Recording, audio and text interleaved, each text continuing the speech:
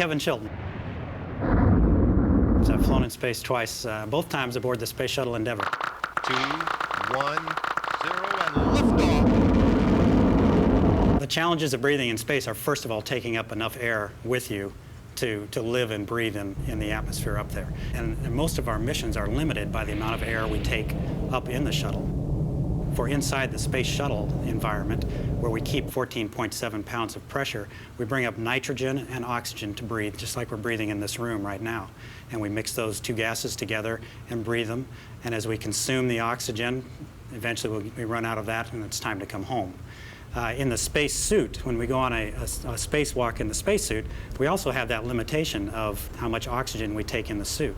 And we typically carry enough oxygen in the suit to be outside for about 8 hours.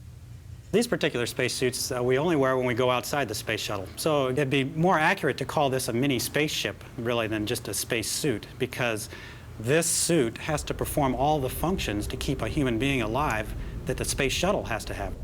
Turns out when you work in a spacesuit out in space, since it's a vacuum outside, we have to pump the suit up with pressure on the inside. And when we do, if we were to pump this suit up with the same amount of pressure in this room here of 14.7 pounds per square inch, the suit would be so rigid, it would be such a tough balloon, you couldn't move in it. You'd be stiff. So we only pump the suit up to about 4.5 pounds of pressure. And that way the astronaut is able to bend his arm against the pressure of the suit. But we can't breathe 4.5 pound pressure air. So what we do to get around that, to provide enough oxygen to our body, is we breathe pure oxygen inside this spacesuit at lower pressure.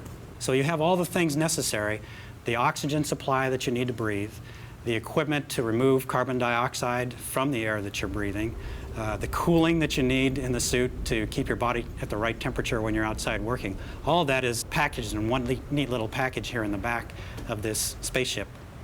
We could not take any of these adventures in space were it not for the scientists and engineers who solved the problems of allowing people to live in a vacuum and work in zero gravity.